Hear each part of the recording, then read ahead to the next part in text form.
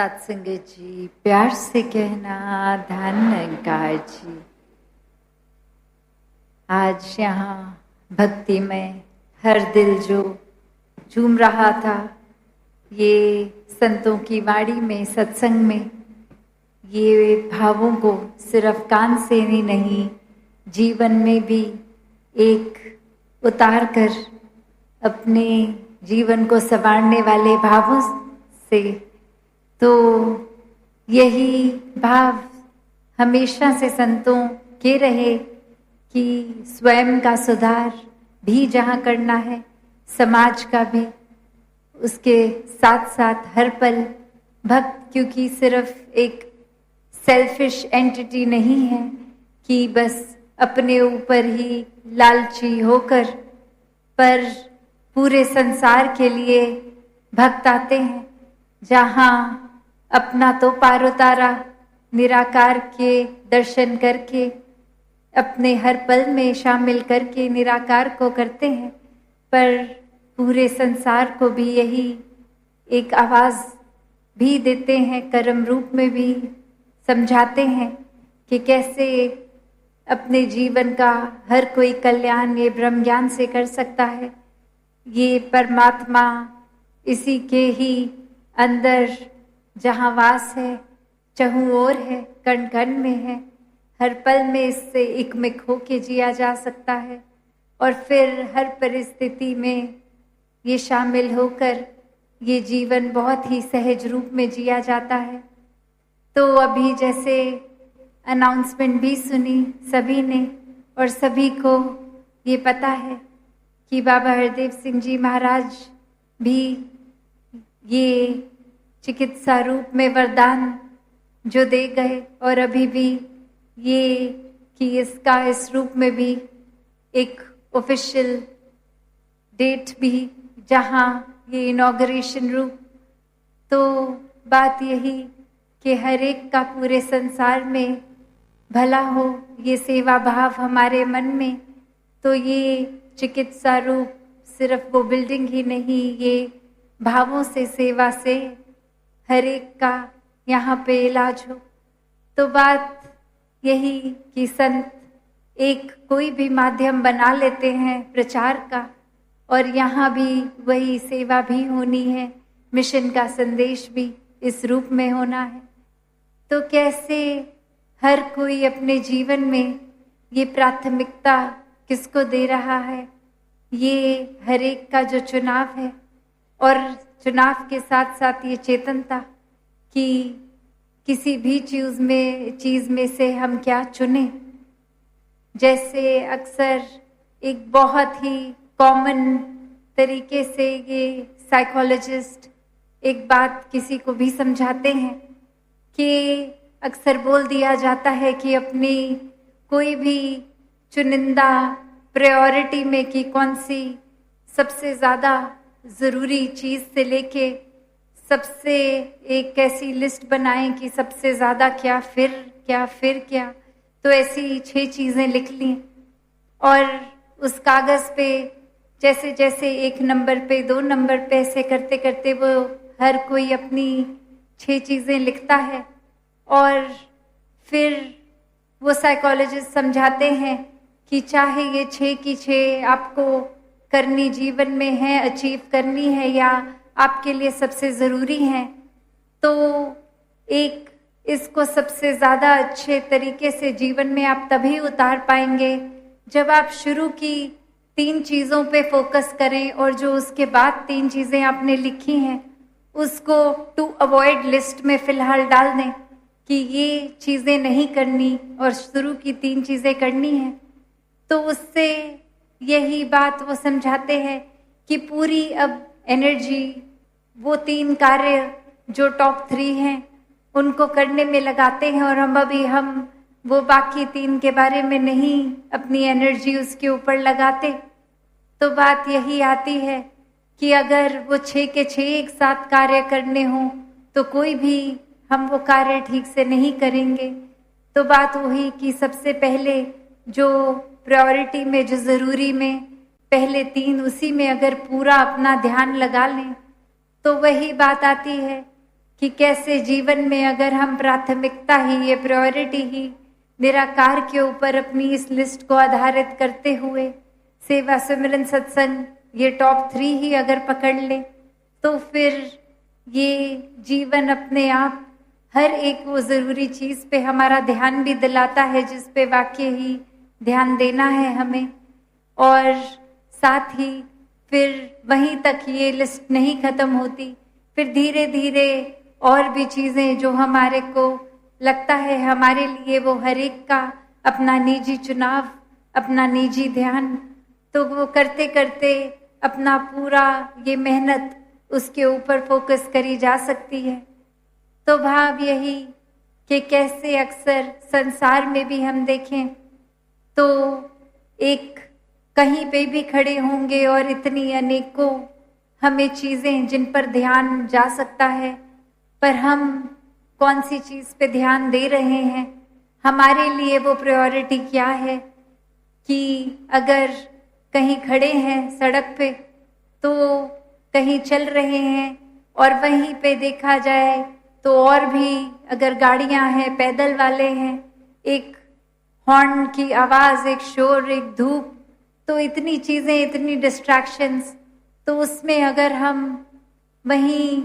सोच लें कि अब तो ये रास्ते पे चलना ही नहीं है, इतना एक कठिनाइयाँ आ रही हैं और सुख चैन जा रहा है, तो जहाँ तक हमने पहुँचना था वहाँ तो हरगिज़ ही नहीं पहुँच पाएंगे। तो बात वही कि हमने अवश्य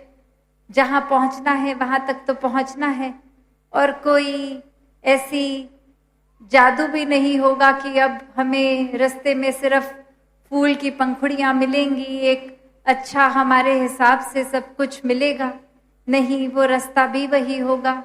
रास्ते पे ट्रैफिक भी उतना, शोर भी उतना, गर्मी भी उतनी। तो भी जब ये मंजिल याद रहती है, और ये मंजिल सबसे एक उस रूप में भी कि हर कदम पे तो दातार साथ है, फिर क्या शोर और क्या सन्नाटा, क्या सर्दी, क्या गर्मी, तो ये रास्ता बहुत ही सहज हो जाता है। तो बात वही कि हम जब तक अपनी प्राथमिकता सही चुनेंगे, जो प्रायोरिटी है उसके ऊपर टिकेंगे, तो सब कुछ फिर बहुत ही आसान, और फिर हर एक के लिए हम खुद भी रास्ता बनाएंगे, अपना रास्ता चलते हुए भी, कि साथ कोई और चलने वाला है तो उसको भी जगह देंगे उसी फुटपाथ पे। गाड़ी अगर हम चला रहे हैं तो फिर एक दूसरे की भी चेतनता रखनी है कि कैसे हमारी एक केयरलेस ड्राइविंग से दूसरे पर भी बुरा असर हो सकता है। तो ऐसे छोटे छोटे पहलू पर जब जब निराकार का ध्यान लेकर करेंगे तो हर चीज़ में वो फिर ऑटोमेटिकली हमारा बेस्ट ही होगा कि हमने एनर्जी फोकस उन्हीं चीज़ों में पूरी तरह लगा दी जो वाकई ही हमें भी एक आराम दे रही हैं और औरों के लिए भी हम माध्यम बन रहे हैं कुछ आसान जीवन, ये जिंदगी जीने का। तो भक्तों ने तो ऐसे ही हर समय समझाया, ऐसा ही एक जीवन चलना सिखाया कि कैसे एक माध्यम बनना है। हमेशा कोई हमने जिम्मेवारियों से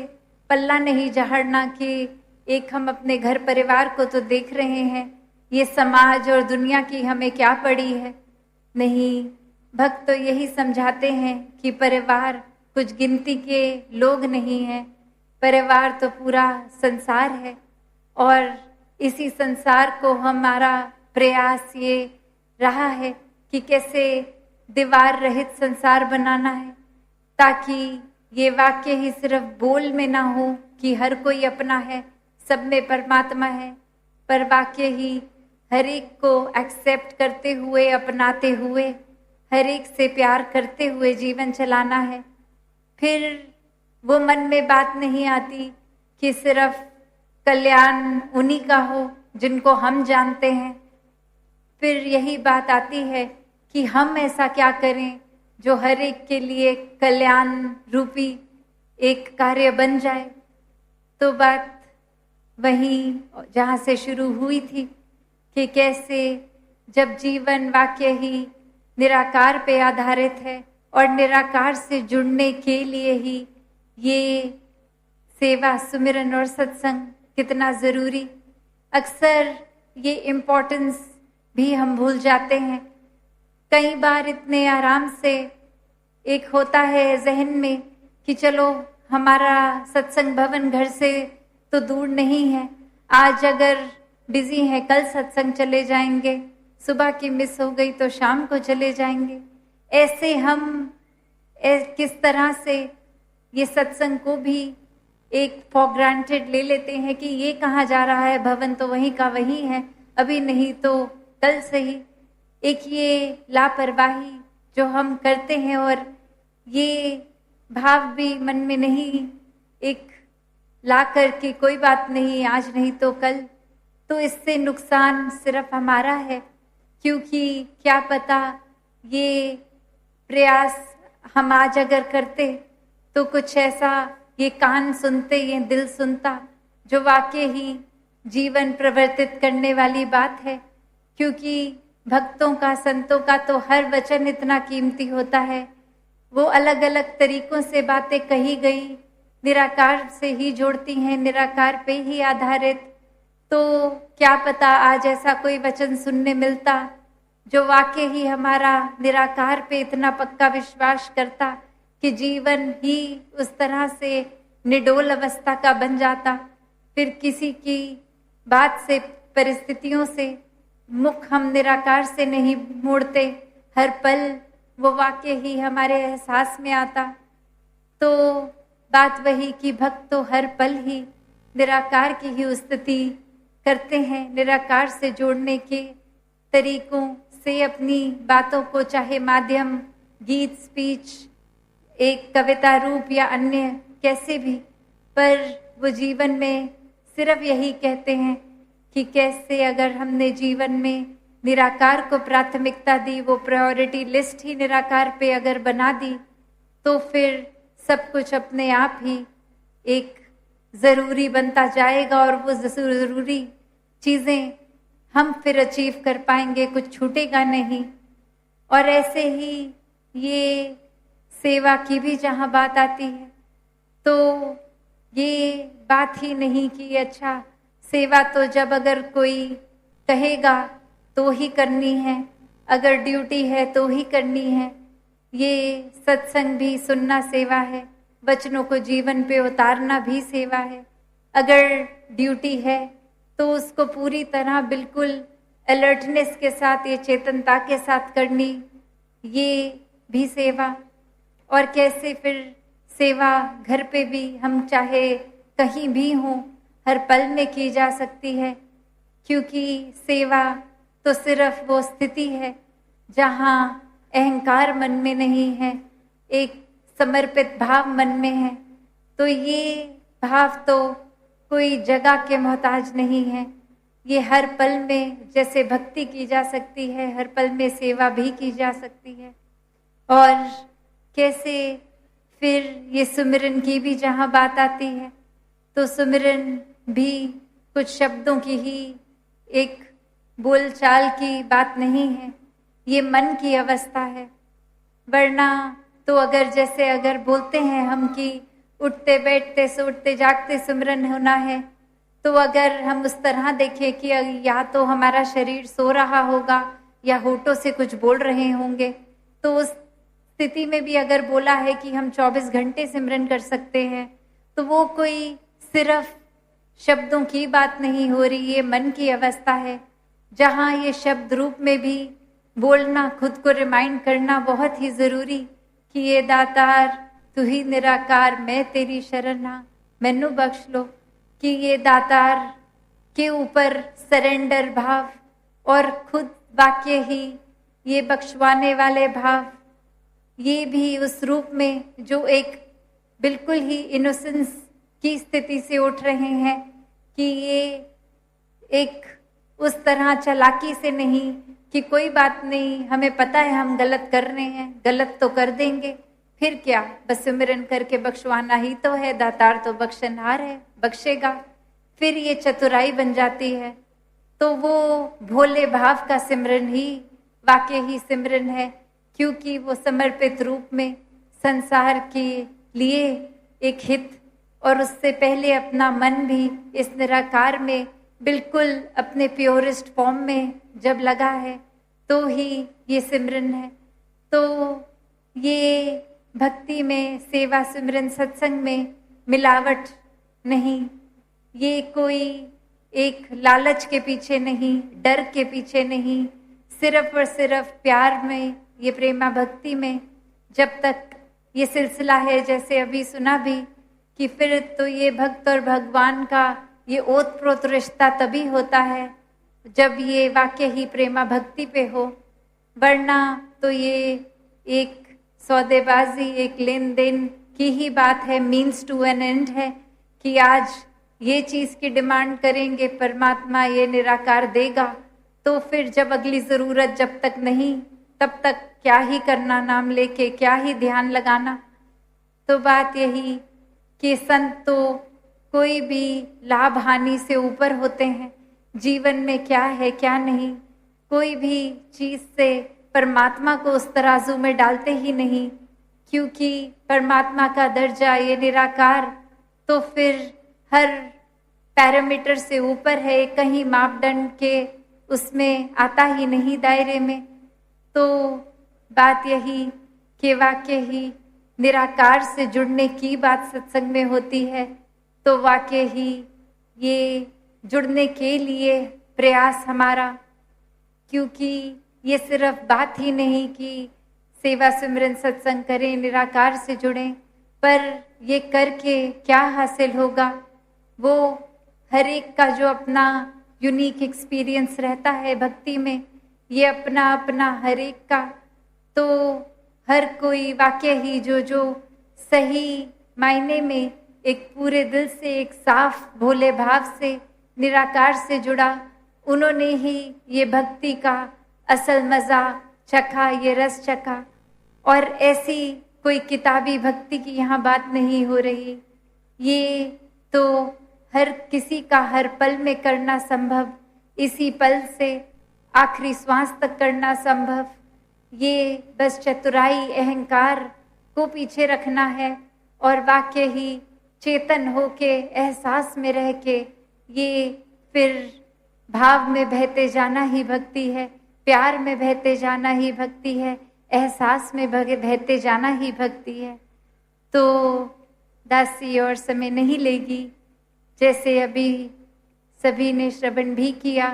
कि इस हफ्ते फिर से वो एक सत्संग का रूप, और फिर जब राजपिता जी और दासी बाहर की यात्रा ये सत्संग रूप वहाँ पे करेंगे,